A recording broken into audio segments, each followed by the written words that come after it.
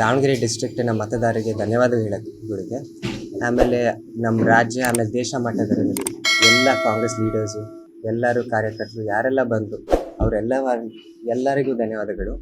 ಆಮೇಲೆ ಮುಖ್ಯವಾಗಿ ನಮ್ಮ ಕಾರ್ಯಕರ್ತರು ಏನಿದ್ದಾರೆ ಅವರು ಇದು ನಮ್ಮ ಸ್ವಂತ ಗೆಲೆ ಅಷ್ಟೇ ಅಲ್ಲ, ನಮ್ಮ ಕಾರ್ಯಕರ್ತರ ಗೆಲೆ. ಅವರೇ ಸಿಕ್ಕಾಬಟ್ಟೆ ಕೆಲಸ ಮಾಡಿದ್ದಾರೆ. ಸೊ ಅವರಿಗೂ ಧನ್ಯವಾದಗಳು ಹೇಳೋಕ್ಕೆ ಇಷ್ಟಪಡ್ತೀನಿ.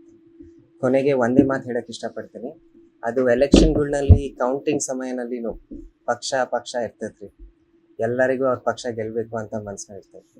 ಆದರೆ ಒಬ್ರು ಗೆದ್ದ ಮೇಲೆ ಅವ್ರದ್ದು ಧರ್ಮ ಎಲ್ಲರನ್ನ ಒಗ್ಗಟ್ಟಾಗಿ ಹಿಡ್ಕೊಂಡು ಮುಂದೆ ಹೋಗೋದು, ಅಭಿವೃದ್ಧಿ ಕೆಲಸಗಳು ಮಾಡೋದು. ಸೊ ಅದಕ್ಕೆ ನಮ್ಮ ದಾವಣಗೆರೆ ಜನಗಳು, ನಮ್ಮ ದುರ್ಗಮ್ಮ ದೇವಿ, ನಮ್ಮ ಶಾಮೂರು ಶಿವಶಂಕರಪ್ಪರ ಆಶೀರ್ವಾದದಿಂದ ನಾವು ಗೆದ್ದೀವಿ ಈಗ. ಆಮೇಲೆ ಈ ಕೆಲಸಗಳು ಮುಂದುವರಿಯೋದು ನಮ್ದು ಜವಾಬ್ದಾರಿ. ಸೊ ಅದಕ್ಕೆ ನಮ್ಮ ವಿರುದ್ಧ ನಿಂತ್ಕೊಂಡಿರೋರು ಎಲ್ಲರಿಗೂ ನಾನು ಹೇಳಕ್ಕೆ ಇಷ್ಟಪಡ್ತೀನಿ.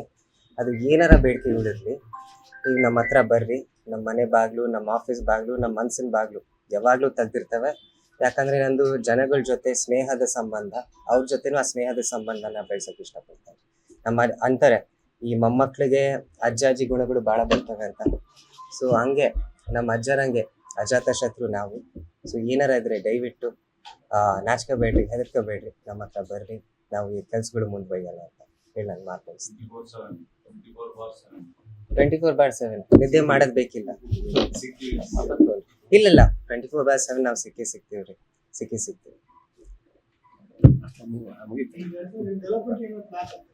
Definitely sir. ಈಗ ನೀವು ನೋಡಿದ್ರಿ ಡೆವಲಪ್ಮೆಂಟ್ ಅಂದಾಗ ನೀವೆಲ್ಲರೂ ಪ್ರೆಸ್ ಅವ್ರು ಯಾವ್ದಾರ ಸರ್ಕಲ್ ಹಿಡಿದಾಗ 101 ಜನಕ್ಕೆ ಕೇಳಿದ್ರೆ 108 ಸಮಸ್ಯೆಗಳು ಬರ್ತವೆ.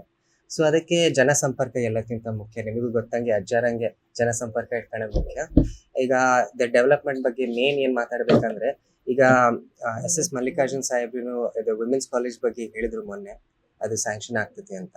ಸೊ ಆಮೇಲೆ ಆಸ್ಪತ್ರೆದು ಮುಂದುವರಿತೀವಿ ಸರ್. 1 ತಿಂಗಳಿನಲ್ಲಿ ಚೂರು ಪ್ರೋಗ್ರೆಸ್ ಏನೈತಿ ಅಂತ ನಿಮಗೆ ತಿಳಿಸ್ತೀವಿ. ಆಮೇಲೆ ಚೂರು ಮನಮೋಹನ್ ಸಿಂಗ್ ಚೂರು ಕಮ್ಮಿ ವಯಸ್ಸು. ಹ್ಞೂನ್ರಿ. ಸೊ ಅದಕ್ಕೆ ಇವೆಲ್ಲ ಕಾರ್ಯಗಳು ಏನೆಲ್ಲ ಇದಾವೆ ನಿಮ್ಮನ್ನ ಇಂಟಿಮೇಟ್ ಮಾಡ್ತೀವಿ. ಆಮೇಲೆ ಕೆಲ್ಸಗಳು ಮುಂದುವರಿತೀವಿ ಸರ್. ಪ್ರಯಾರಿಟಿ ಅದೇ ಸರ್. ಯಾಕಂದ್ರೆ ನೀವು ನೋಡಿದ್ರಿ ಜನದ ಬೇಡಿಕೆಗಳು, ಅದು ಕಾಮನ್ ಬೇಡಿಕೆಗಳು ಅವೆ. ಅದು ಬಿಟ್ರೆ ಹೌಸಿಂಗ್ ಇಂದು ನಾನು ಚೂರು ಒತ್ತು ಕೊಡಕ್ಕೆ ಇಷ್ಟಪಡ್ತೀನಿ. ಯಾಕಂದ್ರೆ ನೀವು ನೋಡಿದ್ರಿ ಈ ಮಟ್ಟಿಕಲ್ನಲ್ಲಿ 150 ಮನೆ ಸ್ಲಮ್ ಬೋರ್ಡ್ ಇಂದ ಆಗ್ತಿದ್ದಾವೆ. ಅವು plastering stage, tile work stage ನಲ್ಲಿ ಇದಾವೆ. ಅದನ್ನು ಈ ವರ್ಷ ಮುಗಿತವೆ. ಸೊ ಅದೇ ಈ ಹೌಸಿಂಗ್ ಇನ್ ಬೇಡಿಕೆ ನೀವು ನೋಡ್ತೀರಾ, ಬಹಳ ಜನ ಬಾಡಿಗೆ ಮನೆಯಲ್ಲಿದ್ದಾರೆ, ಇಲ್ಲಾಂದ್ರೆ ಮನೆ ಇಲ್ಲ, ಇಲ್ಲಾಂದ್ರೆ ಹಕ್ಕುಪತ್ರದ ಸಮಸ್ಯೆಗಳು ಪ್ರತಿ ವಾರ್ಡ್ ನಲ್ಲಿ ನೀವು ನೋಡಿರ ಹಕ್ಕುಪತ್ರದ ಸಮಸ್ಯೆಗಳಿದೆ. ಸೊ ಅವೆಲ್ಲ ಟ್ಯಾಕಲ್ ಮಾಡೋಣ.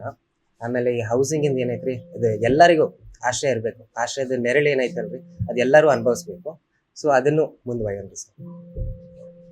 ಎಲ್ಲ ಈಗ ಇಂಗ್ಲಿಷ್ ನಲ್ಲಿ ಒಂದು ಗಾದೆ ಐತಲ್ರ, it takes a village to raise a child.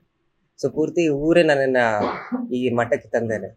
So ಎಲ್ಲಾರ ಗುಣಗಳು ನನ್ನಲ್ಲಿ ಇದಾವ್ರಿ ಸರ್. ಆಮೇಲೆ ಅದೇ ಈ ಹೌಸಿಂಗ್ ಯಾಕೆ ನಾನು ಮತ್ತೆ ತರ್ತೀನಿ ಅಂದ್ರೆ, ಇದು ಒಂದು ಈಗ ನಮ್ಮ ಇಂದ್ರಮ್ಮ ಹೇಳ್ದಂಗೆ ಕಪ್ಟಾ ರೋಟಿ ಮಕಾನ್.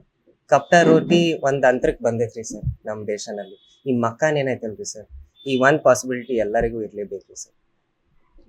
ಸೊ ಇದೇ ನಾನು ಹೇಳ್ದಂಗೆನೆ ಈ ಆಶ್ರಯ ಯೋಜನೆ ಇರ್ಲಿ, ಸ್ಲಮ್ ಬೋರ್ಡ್ ಯೋಜನೆ ಇರ್ಲಿ, ಹಕ್ಕುಪತ್ರ ಇರ್ಲಿ, ಇದರಿಂದಾನೇ ಮುಂದೋಗ್ಬೋದು, ಮುಂದುವರಿಯೋಣ ಸರ್. ಇಲ್ರಿ ಸರ್, ನಾನು ಫಸ್ಟ್ ಪೂರ್ತಿ ಮಾಹಿತಿ ತಗೋಬೇಕ್ರಿ ಸರ್.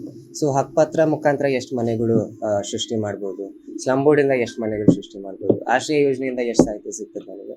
ಸೊ ಇವೆಲ್ಲ ಬಜೆಟ್ ನೋಡ್ಬೇಕು, ಲ್ಯಾಂಡ್ ಅಲಾಟ್ಮೆಂಟ್ ಆಯ್ತಾ ಇಲ್ಲ ಸರ್ಕಾರದ್ದು, ಅವೆಲ್ಲ ಸ್ಟಡಿ ಮಾಡಿ ಮಾಡೋಣ ಸರ್. ಮಾಡೋಣ. ಅದು ಮಾಡಕ್ಕಾರ ನಿಮ್ಮನ್ನ ಫಸ್ಟ್ ಇಲ್ಲೇ ಪ್ರೆಸ್ ಮೀಟ್ ಕರೀತೀವಿ ಸರ್.